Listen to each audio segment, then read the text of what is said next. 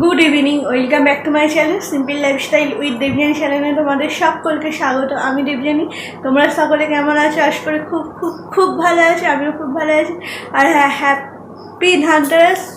তোমাদের আজকের দিনটা সবার কাছে খুব খুব খুব ভালো কাটো। তো এখন বাজে 5:30, 5:40 থেকে পড়ছে ধানতেরাস, আর থাকবে রাত্রি 8:11।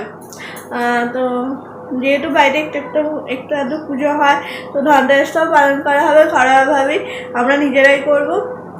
তাই একদম তাড়াতাড়ি করে পরে নিয়েছি একটা শাড়ি।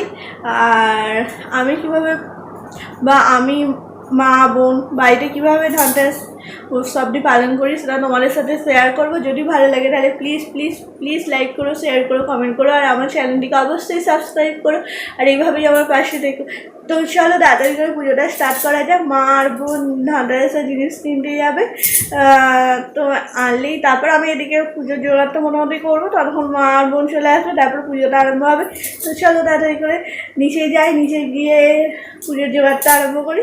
তোমরাও দেখতে থাকো। তো আমি চলে এসেছি নিচে, এটা হচ্ছে আমাদের ঠাকুরঘর। তো যোগা প্রায় কমপ্লিট। এবার সিংহাসনটা যা সাজাবে, দিকে আলপনা দেওয়া, রঙ্গোলি বানানো এগুলো হয়ে গেছে। তো চলো সিংহাসনটা ভালো করে ফুল দিয়ে সাজিয়ে নিই।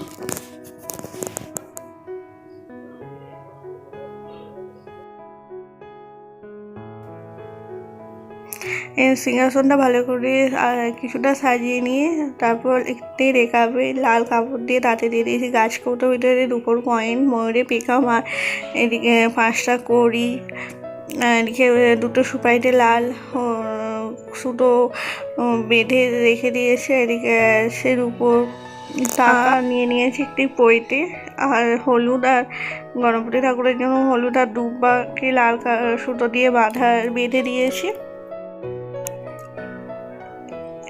এবার বাকি ঠাকুর লক্ষ্মীনারায়ণকে, তারপর সিংহাসনটা আরও যে কোনো বাকি আছে সমস্ত সিংহাসনটা খুব সুন্দর করে ফুল দিয়ে সাজিয়ে নিচ্ছে।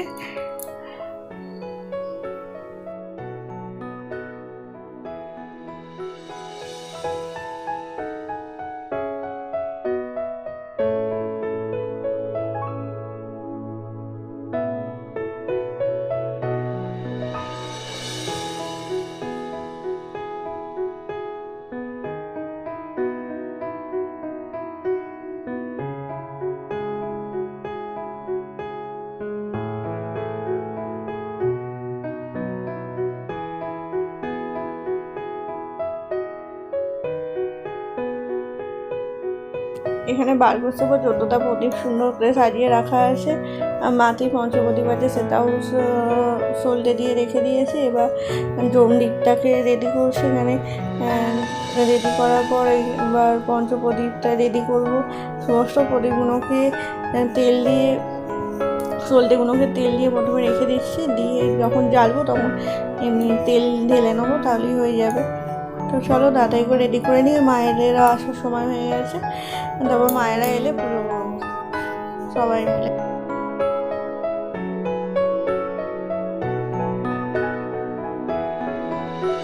মায়েরা চলে এসছে। এরকম ঠাকুরের থালা বাসনটা হচ্ছে আমাদের ধানতেরাসের দিনে কেনা হলো, আর কেনা হয়েছে একটা ঝাড়ু।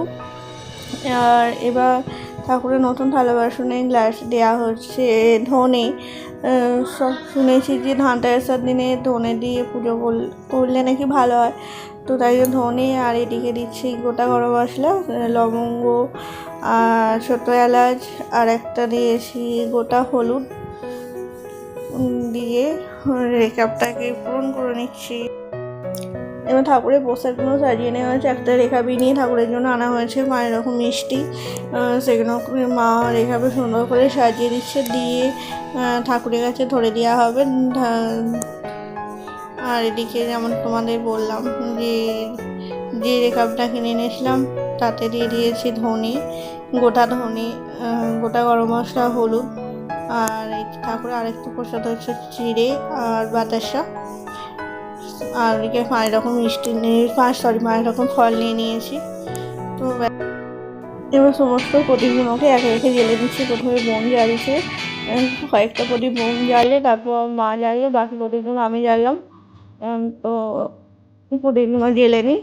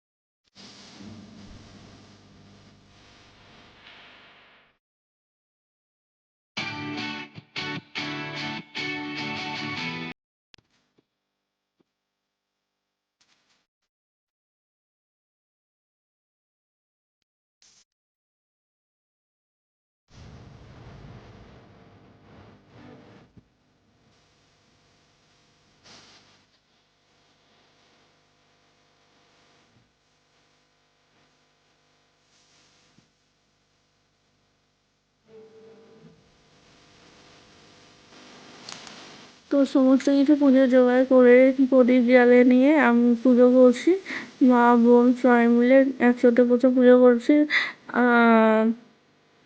তোমাদের যদি ভিডিওটি ভালো লাগে তাহলে প্লিজ প্লিজ লাইক করো, শেয়ার করো, কমেন্ট করো, আর অবশ্যই আমার চ্যানেলটিকে সাবস্ক্রাইব করো।